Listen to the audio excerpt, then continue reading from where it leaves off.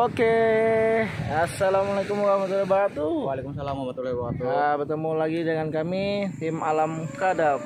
Kali ini kita bukannya mistis terus teman-teman. Kali ini kita mau santai Betul ya. Kebetulan Kita ada waktu ya Pak. ada waktu. Kan teman-teman sekarang nih nggak pernah lihat kami lagi nih di YouTube kan kami banyak yang Kita jarang lihat ya Pak ya. Pas ada kesibukan masing-masing. Nah kebetulan pas ada waktunya kita.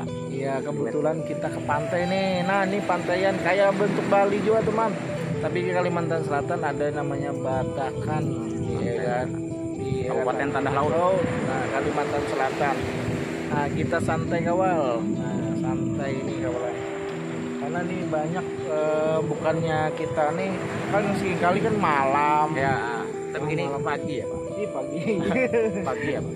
Pagi. Kebetulan kita bermain-main acara pagi. Iya, acara-acara pagi. Tapi kan bukannya kita cari cari mistis. Kita mau santai, healing teman-teman. Healing, mengenalkan yang namanya di daerah-daerah ini. Kalau ya teman-teman mau lihat di Kalimantan Selatan ada yang namanya kita sambil promosi juga nih. Bukannya di Bali aja, di Kalimantan Selatan ada juga yang namanya Batakan. Tadi udah juga kita malah ke Pulau Datu. Nah, kan ini di sini kan terkenalnya Pulau Datu. Iya. Kan lokasinya pas di belakang kita ya. Nah, ini lokasinya sana. Pulau Datu. Nanti ada videonya. Ya, nanti ada videonya. Pulau Datu, teman-teman. Kalau di sini kelebihannya tuh makamnya di laut. Nah, di tengah-tengah laut. Ya, malah beliau tuh berkubunya ini laut. Halo bang. Ya, pas tengahnya. Kalau surut ini bisa kita jalan. Bisa jalan, benar. Kalau lautnya surut. Soal di sana tuh kalau kita niatnya nggak baik itu kalau kita jalan sana ada yang kapalnya sampai Ya, ada kecelakaan yang aneh. Tapi kalau kita niatnya bersih, niatnya silaturahmi ke beliau, menjaga, alhamdulillah lancar di sana. Dan kabul hajat. Nah ini kita sambil kita jalan lah. Bukannya kita di sini juga. Ya. Oke. Nah, ini alhamdulillah kami bajunya ciri khasnya kali kebangsaan Alam Kadap punya style yang terbaru, bajunya Alam Kadap, bentuk motifnya sasirangan. Iya, keren. Lama tidak kita jumpa bang lah, banyak kesibukan, banyak kegiatan, dan nanti 2025 ya kita main lagi di lapangan, kita bikin konten yang ya, lebih banyak Pak tuh, ada undangan, ada beberapa kan teman-teman, kapan lagi ya. Tapi kalau untuk pengobatan alhamdulillah saya membantu di pribadi ya. Tapi kalau yang Alam Kadap insyaallah 2025 ini kita persiapkan untuk konten-kontennya yang lebih seru dan lebih menantang lagi. Ya, ditunggu lah. Iya. Karena pen kita nih nunggu bila ketemu di jalan ataupun ketemu di di chat pribadi. Kapan lagi? Nah, ini katanya Bang Atak sama Mang Sahli jangan ngumpul. Pada kita tetangga ngumpul ya Pak ya. Kan kalau kita teleponan, tapi kalau ketemu ya kan. Pas kami ketemu langsung healing. Iya, ini kami healing. Sama ke Bali kita nih. Kita kata orang sini ke Bali. Bisa juga kan. Nanti bisa juga ke Bali kita. Nanti kita akan Iya, nanti kalau mau video ada video di sini ada lokasinya enak ya. Kalau kita kamar kan kita bagus. Sampai sana. Asik ini kita bang. Ya pagi-pagi jalan-jalan kaki. Ini juga ada banana boat. Nah ini teman-teman ada yang namanya banana boat. Persiapkan ya teman-teman. Ya, kami jalan-jalan dulu ya. Ya, kami jalan-jalan dulu. Nanti kita sambung ke sananya ya. Salam tim. Salam tim Alam Kadap. Alam Kadap. Like, comment, share, jangan lupa di subscribe. Dadah.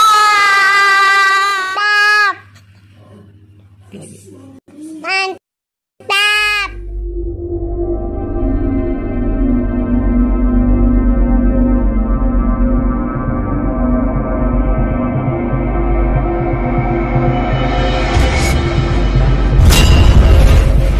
Assalamualaikum warahmatullahi wabarakatuh.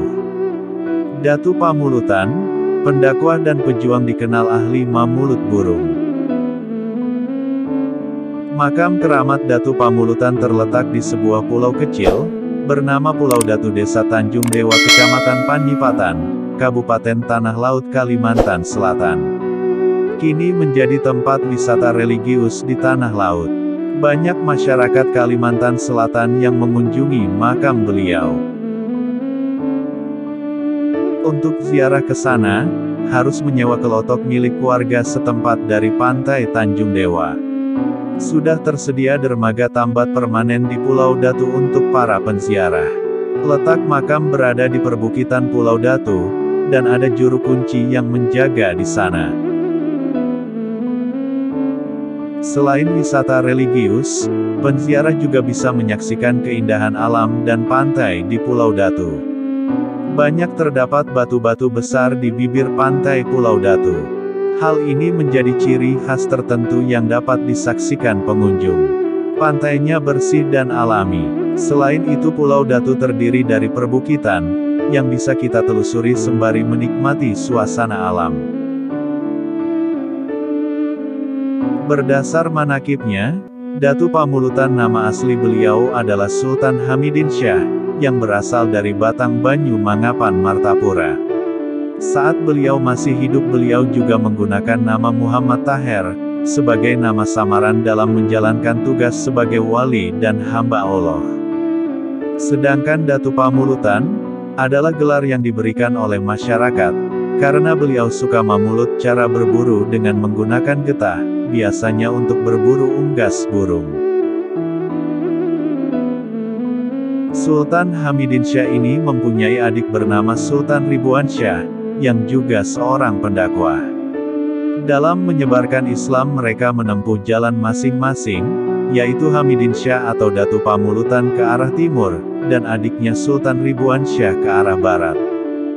Datu Pamulutan mempunyai seorang murid, yang selalu mengiringi perjalanan beliau, namanya Haji Syamsuddin, sedangkan nama asli beliau adalah Bamasara. Syamsuddin, menurut pendapat sebagian orang adalah penduduk asli Tanjung Dewa, yang juga dimakamkan di Pulau Datu, posisinya berdekatan makam Datu Pamulutan. Di dalam kubah Datu Pamulutan, masih ada dua makam lainnya, yaitu makam Haji Abdus Samad dan Haji Jafri. Mereka adalah dua bersaudara itu sebagai seorang guru agama, dan pada saat wafatnya juga berpesan agar dimakamkan di Pulau Datu. Datu Pamulutan juga seorang pejuang, terbukti dalam perjuangan melawan penjajah. Ia mempunyai anak buah, yaitu Patih Mulur dan Patih Matis yang bertugas di daerah Pulau Pinang, Datu Saliwah yang punya ciri muka hilang sebelah di Tabanio, Pangeran Penyapu Rantau, Datu Sumpit Gunung Dewa, Panglima Dumalik Kandangan Lama di Kandangan Lama, mempunyai sebuah senjata sakti yaitu parang jarum, karena terbuat dari sekarung jarum, Patih Singa di Tanjung Selatan, Patih Arjan di daerah perbatasan Sebuhur. Sebelum beliau wafat sudah sempat berpesan, bila kelak dipanggil oleh Allah agar dikuburkan di desa Tanjung Dewa, beliau kemudian menggaris batas tanah dengan ibu jari kaki. Untuk membatasi tanah agar tidak tercemar dari hal-hal najis, seperti dikencingi anjing, apalagi sampai diinjak penjajah kafir. Disinilah tampak keramat beliau, tanah yang digaris lambat laun menjadi sungai kecil, dan akhirnya menjadi lautan. Sehingga tanah yang digaris jadi pulau tersendiri. Datu Pamulutan wafat dan dimakamkan di Pulau Datu tahun 1817 Masehi, sedangkan murid beliau menyusul 8 tahun kemudian atau pada tahun 1825 Masehi.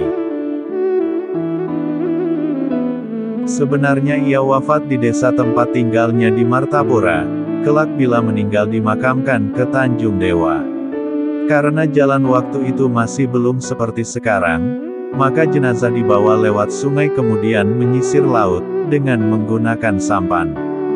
Di sini kembali terlihat karomahnya, sampan yang digunakan menurut pandangan orang awam, bukanlah sampan yang layak untuk mengarungi lautan, karena kecil dan lagi bocor, sehingga ragu apakah sampai atau tidak. Makam Datu yang ada di pulau kecil ini dulu masuk di wilayah Batakan. Sekarang adanya pemekaran masuk ke wilayah Desa Tanjung Dewa, Kecamatan Panyipatan. Pulau kecil yang ada makam ulama ini, berlokasi di Desa Tanjung Dewa, Kecamatan Panyipatan. Makam Datu Pamulutan, makam murid beliau dan makam dua tokoh masyarakat setempat. Itulah yang diziarahi para pengunjung Pulau Datu, yang berjarak sekitar 2 km dari pantai Tanjung Dewa. Konon, sebutan Datu Pamulutan disematkan, karena ulama yang bernama asli Sultan Hamidin Syah, atau nama samaran saat berdakwah Muhammad Tahir itu, semasa hidup kebiasaannya menangkap burung dengan pulut semacam getah. Datu Pamulutan adalah tokoh perjuangan, yang mengkoordinir masyarakat Tanjung Dewa, mengusir kedatangan bangsa penjajah. Beliau wafat pada 1817 Masehi. Sedangkan muridnya wafat pada 1825 Masehi. Semasa hidup, Datu Pamulutan pernah berpesan bahwa, jika ia meninggal agar dimakamkan di Desa Tanjung Dewa. Kemudian beliau menggaris tanah dengan ibu jari kaki, dengan maksud membatasi tanah dari hal-hal najis. Saat wafat di Martapura, sesuai pesan maka jenazah Datu Pamulutan, dibawa ke Desa Tanjung Dewa melalui jalur air, sebab jalur darat masih terbilang sulit. Jenazah dibawa dengan perahu menyusur sungai, dan menyisir pantai hingga tiba di Tanjung Dewa untuk dimakamkan. Dan lama-kelamaan kawasan daratan tempat bermakamnya itu, terpisah dengan Desa Tanjung Dewa hingga menjadi pulau kecil. Dari pantai Batakan maupun pantai Tanjung Dewa, kita bisa menumpang perahu untuk berziarah ke Pulau Datu. Demikian sedikit kisah sejarah Datu Pamulutan. Ada juga yang menyebut nama asli beliau adalah Syekh Maulana Qurtubi. Salah hilaf mohon maaf jika ada kekeliruan dari kisah yang disampaikan. Wallahu a'lam bishawab. Jangan lupa subscribe, like, komen, dan share. Wassalamualaikum warahmatullahi wabarakatuh.